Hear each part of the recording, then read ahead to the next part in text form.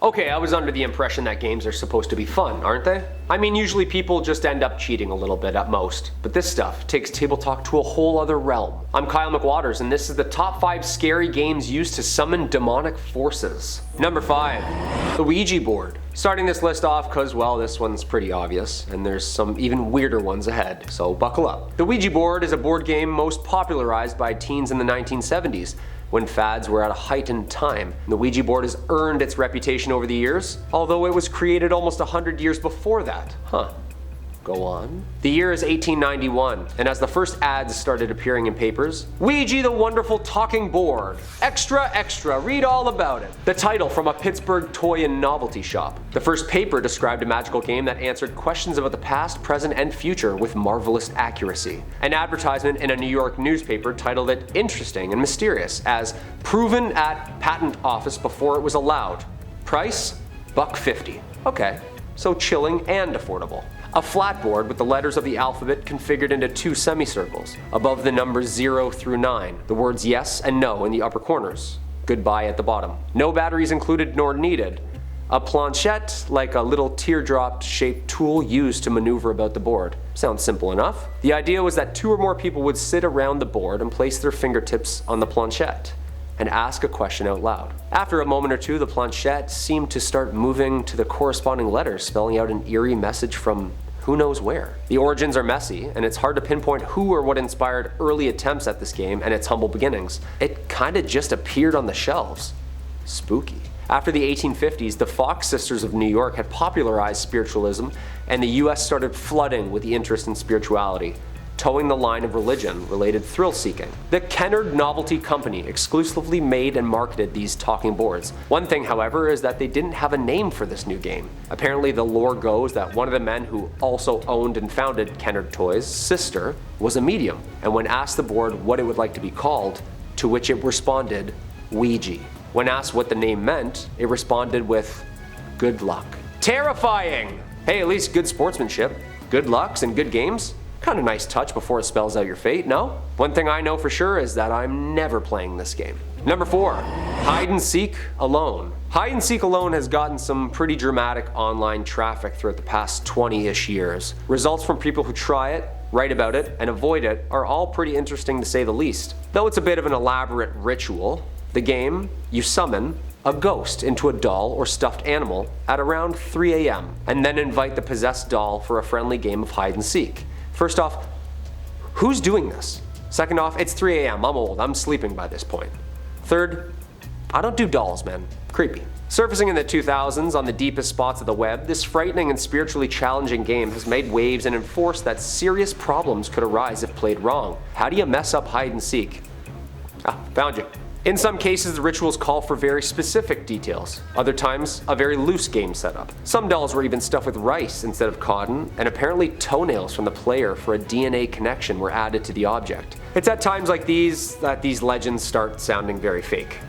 Or do they? Sometimes needing red sewing string to stitch and repair the now ready teammate, the ritual has been started. The game is played at 3 a.m. and some say 3:33 is the ideal time to play, in which the player washes the doll and explains to it the rules of the game and the participants playing. I will hide, and you will come find me. It's always when you're hiding that you all of a sudden have to pee. So bad. Always. And what happens when the doll finds you? Apparently the deep web has story after story about the countless effects on this game and doesn't recommend it, due to all the stresses to come after. Apparently the process of ridding the spirit of your home at the end of the game has been the most challenging part. Who'd have thought? Would help if there was an instruction manual, of course. Of course I won't be playing this game at any time soon, I'll be sleeping at that hour. Much safer. Number 3, CE5. Demonic forces come in many shapes and sizes. I chose this topic next on the list because I feel that this is the way we're headed, and it's absolutely terrifying for our world, and theirs. Dr. David M. Greer is an American ufologist and founder of the Center for Study of Extraterrestrial Intelligence and director of the Disclosure Project. CSETI started in 1990 to create a civil and research-based initiative to contact ET civilizations. The group defined CE5, or Close Encounters of the Fifth Kind, as human-initiated contact and communication with ET life. CSETI claims to have over 3,000 confirmed reports of UFO sightings by pilots alone, and CSETI has designed a protocol for human-initiated contact to UFOs using a form of consciousness. Oh yeah, and high-grade military lasers. Namaste, dude. Hey, that's pretty sick. The goal of which to publicly disclose the government's alleged knowledge of UFOs.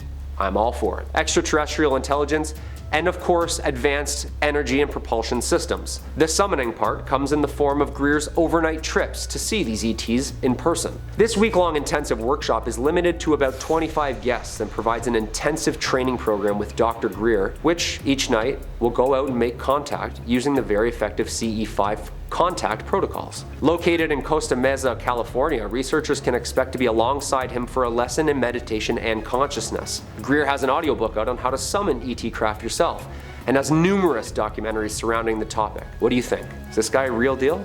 I think so. Especially with all this UAP NASA stuff that's going on. Who knows? Number 2, Furbys. If you grew up in the 90s like me, then you must remember Furbys. They were everywhere.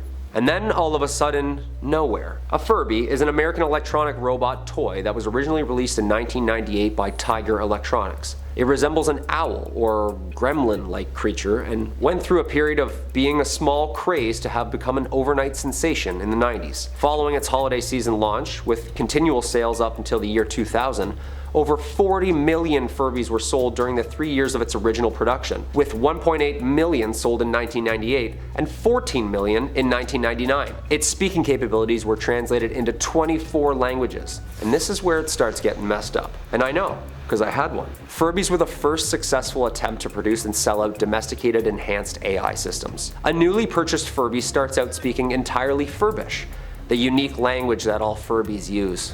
Cute. But it's programmed to start using English words as soon as it learns them, in place of Furbish over time, as it just sits there, listening to you. Or sometimes even in the middle of the night, demonically talking to you. Remember that? The voices?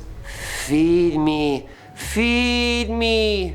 This process is intended to resemble the process of gibberish and learning English slowly. So sophisticated for its time. The updated Furby with voice recognition and more complex facial movements was sold by Hasbro between 2005 and 2007. Another updated Furby with even LCD eyes and a mobile app was released for the holiday season in 2012. There were a couple of red flags that had us convinced they were possessed right from the beginning. First off, they don't speak with batteries. Even if the entirety of the wiring is ripped out of them, they wake you up in the middle of the night, usually saying some messed up shit from the other room, and would occasionally start speaking in tongues. I know, because I heard it. I'm pretty sure that's all the red flags and requirements of a haunted toy, people. And number 1, haunted video game. The Haunted Majora's Mask cartridge story, commonly referred to as Ben Drowned, is a creepypasta story and deep web find. This one personally gives me chills just thinking about it because I've personally watched a 5-hour speed run of this craziness. Please, do some homework, you must on this one. Not only because Majora's Mask is a beautiful game, but the crazy horror urban legend that was born is very scary. The story retells paranormal events that occurred to a sophomore gamer on a college campus, upon receiving a secondhand Nintendo 64 cartridge from a friend claiming that he had received the game from an old man throwing out free games. Excited, the gamer tore home and tore into this game.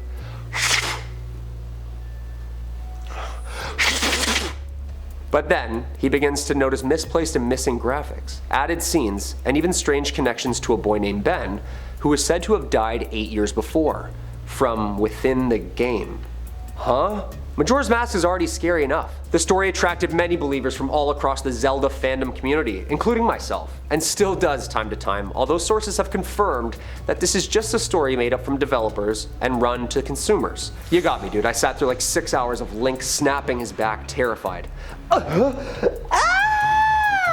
And there you have it, folks. Next time you're bored on a Saturday night and need something to do, play with some of these, or just rewatch and like this video again. I'm Kyle McWaters. Stay spooky, y'all.